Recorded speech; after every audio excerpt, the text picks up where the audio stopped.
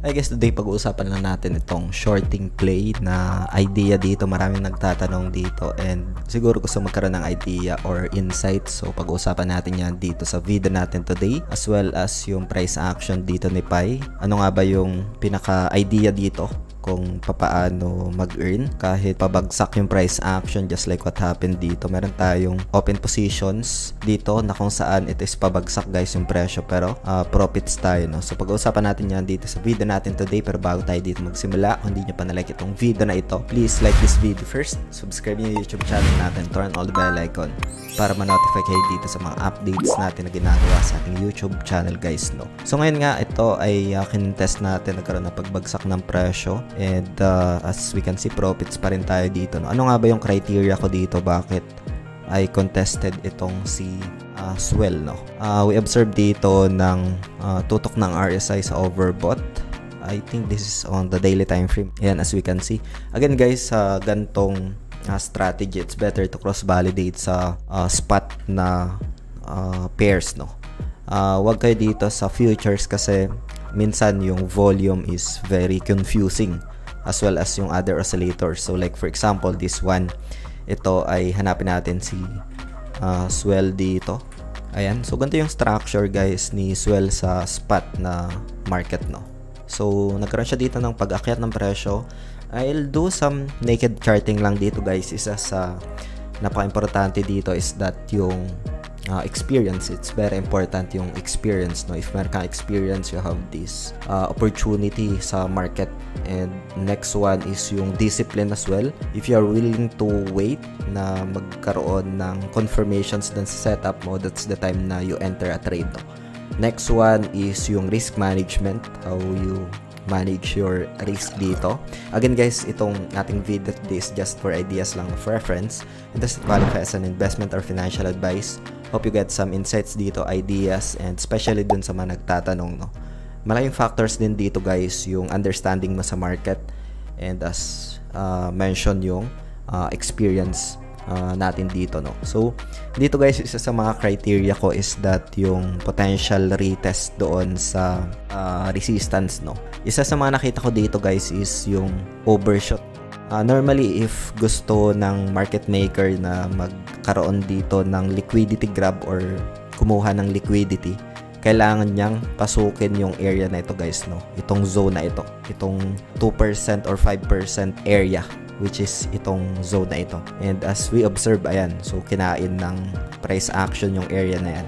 And then that's the time na I decided to do some shorting play guys. Again, this is on the accumulation market, meaning pa sideways yung galaw ng market na ito. As we can see, meron tayo ditong accumulation box guys, no? Ito.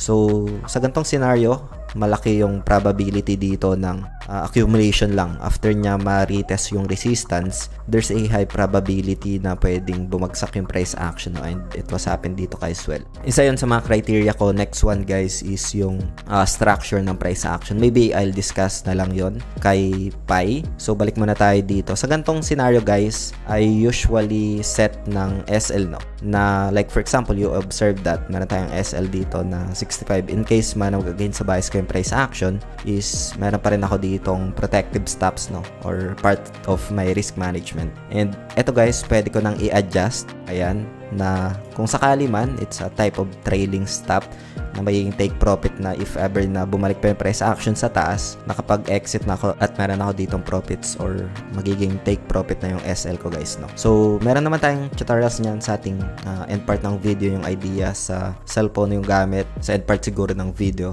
share ko na lang. Next one guys is itong si Pi naman, no? So yung idea naman ng kay Pi, ayan. So dito guys, idea naman ni Pi, punta muna tayo dito. We have some profits dito kay Pi.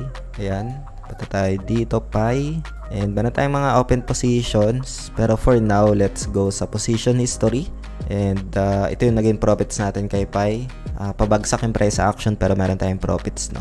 Ayan, so meron tayong mga negative, we got stop out, and we have this majority ng profits naman, no? So like for example, this one guys, Ang isa siguro dito na ginamit ko is naked charting lang, tapos price action lang yung gamit. As you can see, ganito lang yung structure ng ating chart dito. Walang masyadong or hindi masyadong magulo. And sa idea kasi guys ng price action, na-discuss ko na rin to, no? Pero siguro emphasize ko na lang. If ever na merong parabolic move, ang high probability dito na mangyari is that yung massive na retracement naman guys, no? And sa idea na price action, meron tayong dinatawag na impulse corrective, no? Mas mahaba na yung corrective if ever na nagko-correct na yung market compare sa impulse, no? So ito yung isa sa mga nakita natin na price action dito kay Pi. And then nag-confirm pa ito ulit. We have long corrective, short impulse, and then potentially gagayahin niya lang ulit yan if ever na ma-reject dito sa zone na ito. I discussed this one guys, no? This is a support na if ever man na balikan ng price action itong area na ito.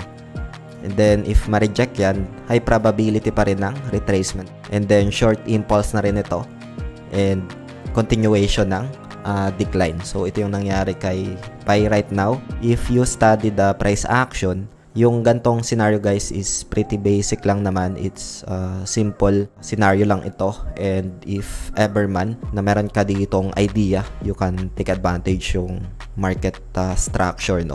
So dito, yun yung isa sa mga nakita natin, and we observe a further decline kay Pi, no? Ngayon, isa sa mga tinitingnan natin dito is yung support area niya. Again guys, if you observe, gumagamit tayo dito ng chart sa spot, no? Hindi tayo doon sa derivatives or sa futures kasi medyo confusing yun, and medyo iba yung pinapakita sa oscillators. So dito, antayin natin yung probability dito ng retest. I think this could potentially retested yung 65-66 cents zone, and this can be extended around, if I'm not mistaken, 60 cents, no, if there's no demand coming in for Pi. So yun, hope you get some insights dito sa video natin today, especially dito sa mga nagtatanong.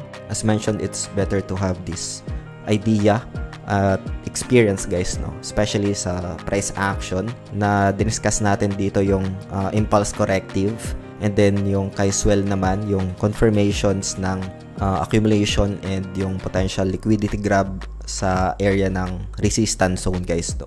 So yun, hope you get some insights dito. Hopefully makapag-live tayo para ma-discuss ko pa further. And meron tayong idea din dito sa ating YouTube channel. Gamit yung cellphone, lalay ko na lang dito guys sa screen. And see you sa video na yun guys. Maraming salamat ulit sa panunood. Ingat tayong lahat. Peace out. Bye for now.